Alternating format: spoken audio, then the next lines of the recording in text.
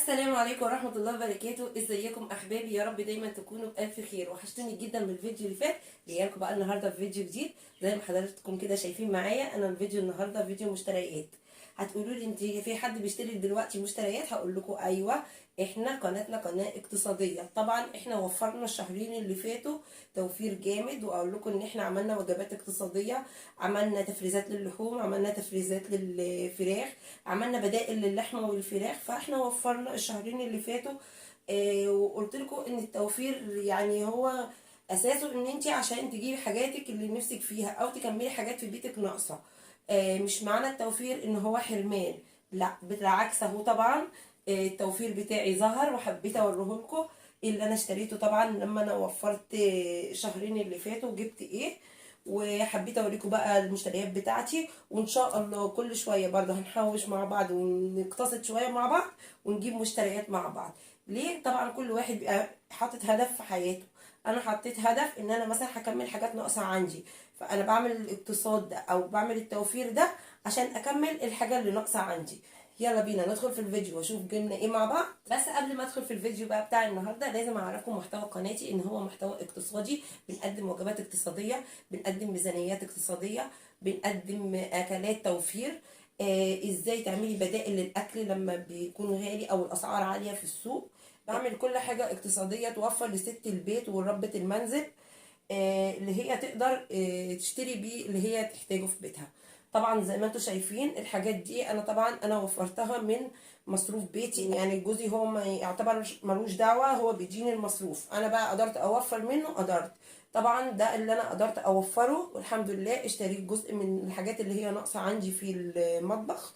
وان شاء الله هكمل برضو حاجات المطبخ برضو اللي لسه برضو مش موجوده عندي. يلا بينا ندخل في الفيديو. دي طاسة اللي هي بتاعت الكريب، اللي هي جرانيت، دي تركي اهي. دي عاملة 225 جنيه.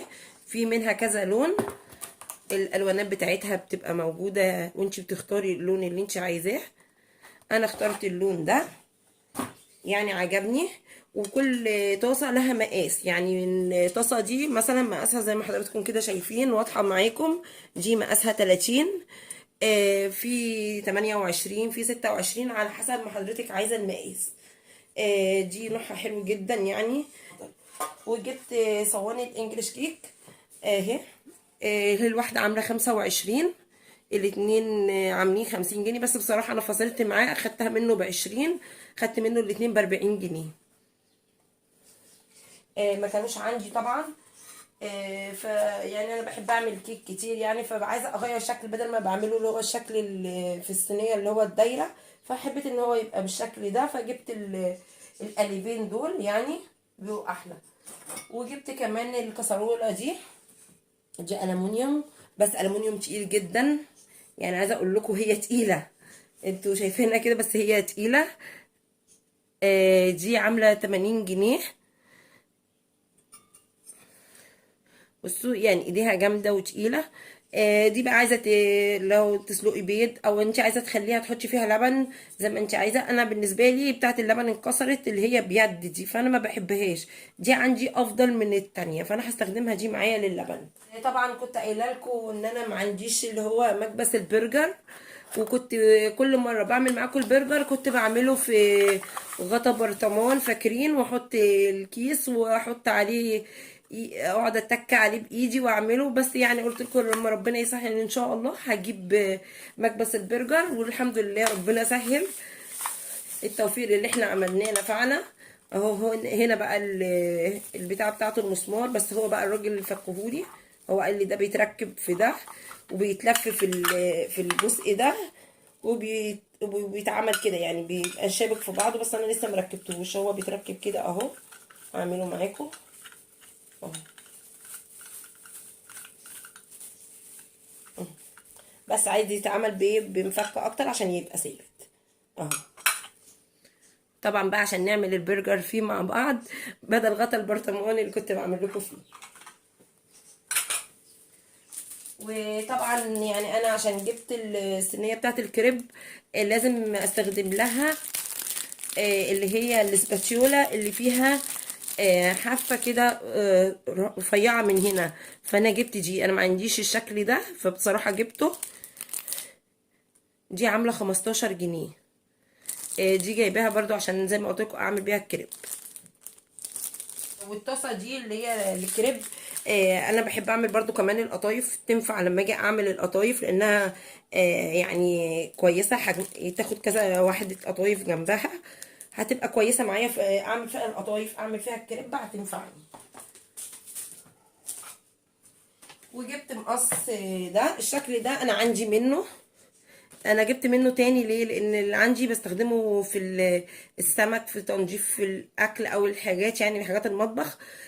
فده انا جبته عشان خاطر السندوتشات بتاعت ولادي وبتاعت المدرسه، او خارجين نعمل سندوتشات، فطبعا مش هستخدم بتاع المطبخ في بتاع السندوتشات، يعني مش محبذ يعني، فانا جبت ده. تاني انا كنت ساعه ما كنت جايباه كان عامل 20 جنيه، ده عامل 30 جنيه دلوقتي.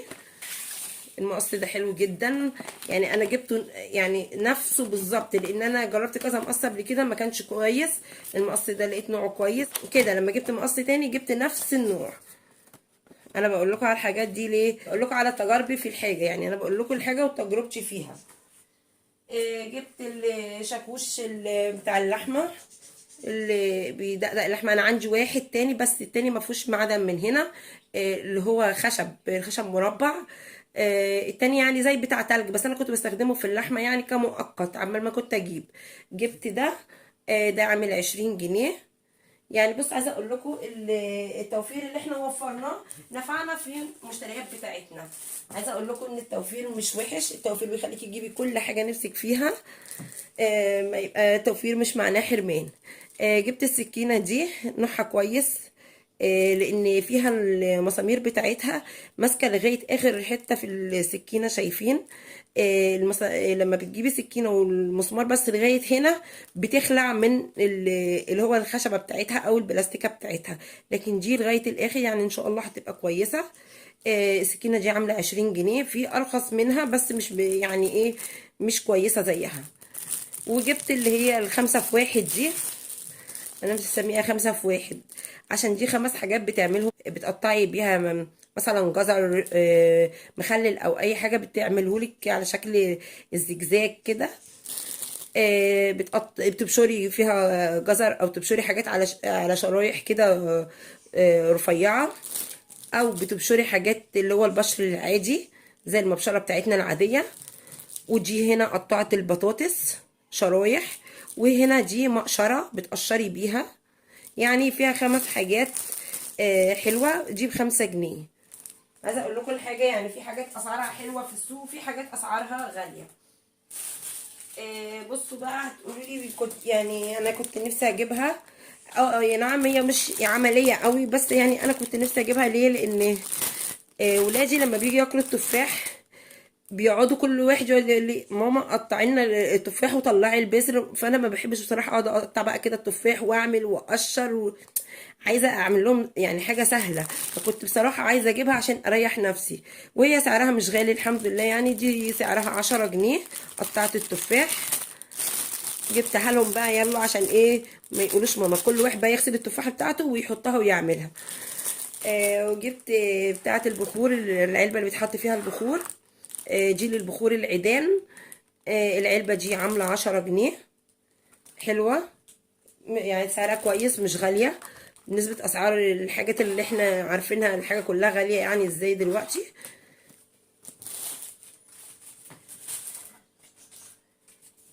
وجبت كمان السكينة دي بتاعت تقطيع التورتة، ما كانتش عندي بصراحة وكنت نفسي اجيبها. الحمد لله يعني انا لقيتها وانا بشتري الحاجه افتكرتها، يعني قلت ايه اجيبها بالمره، لان في حاجات تانية انا كنت كاتباها في الورقه وعايزه اجيبها، بس بصراحه يعني هي الفلوس اللي معايا يا دوبك كفت على قد الحاجات دي.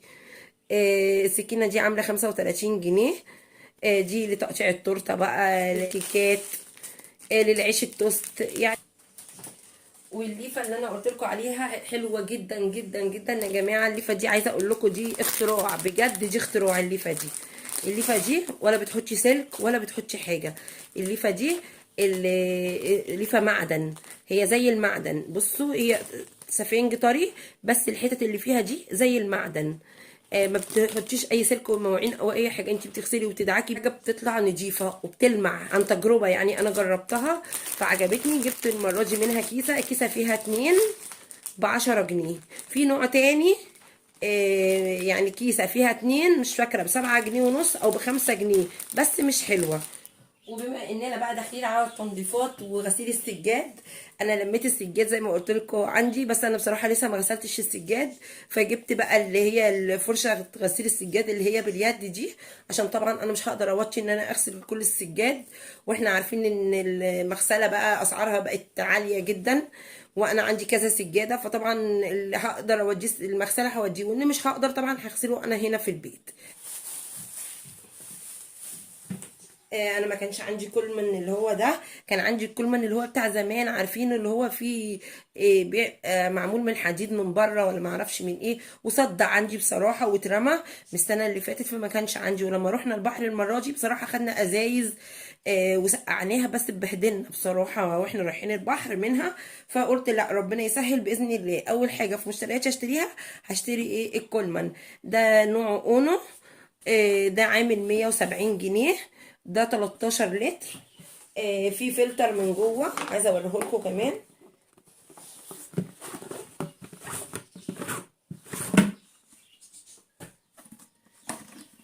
اهو. زي ما انتم شايفين ده ميكرو فلتر عشان ينقي الميه. هو هنا بيتركب في حنفيه الميه اهو، هنا كده اهو كده، وبتحطي الميه بينقي الميه، بتبقى الميه ما فيهاش اي شوائب او اي حاجه. يعني بصراحه نوعه جميل وكويس وسعره كويس. عامل، انا قلت لكم عامل 170 جنيه. شلشوبه ده، بس ده انا جبته من فتح الله، كان في عرض منزله اشتريته. ده سعره بره دلوقتي غالي، بس انا ما اعرفش والله سعره كام في المحلات.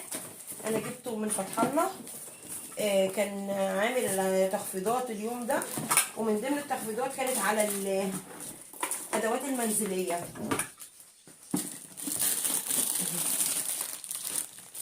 اللي هو الجردل ابو عصوره اهو.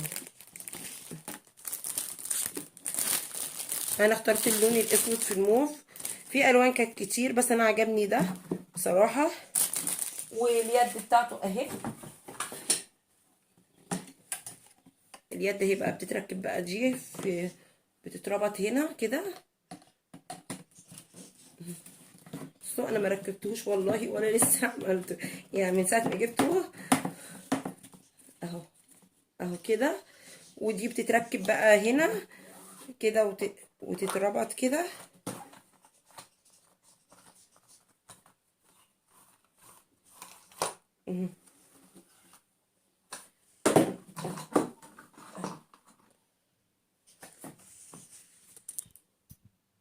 اهو كده زي ما انتوا شايفين كده اهو اهو.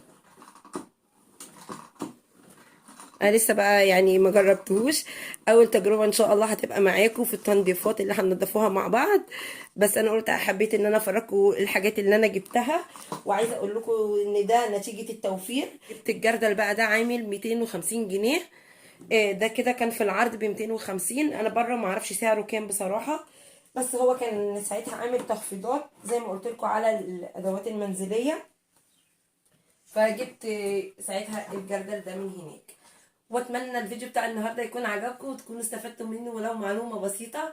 وعايزه اقول لكم ان غرض الفيديو ان التوفير مش حرمان، التوفير معناه توجيه فلوسنا في المكان الصح. لو وصلتوا معايا لغايه هنا، اتمنى بقى ان انتوا تحطوا لي بقى اللايك للفيديو وتشيروا لي الفيديو وتحطوا لي بقى تعليق جميل منكم. وعايزه اقول لكم ربنا يسعد كل اللي بيحط لي تعليق جميل وبيسعدني بيه. عايزه اقول لكم كلكم كل سنه وانتم طيبين. طبعا احنا داخلين بقى على العيد وعلى تنظيفات العيد. الفيديوهات الجايه ان شاء الله بقى هتبقى روتينات تنظيف، وان شاء الله هنعمله برضو وجبات اقتصاديه عشان اللي بيحب يعمل اقتصاد. واشوفكم على خير باذن الله في فيديو جديد، والسلام عليكم ورحمه الله وبركاته.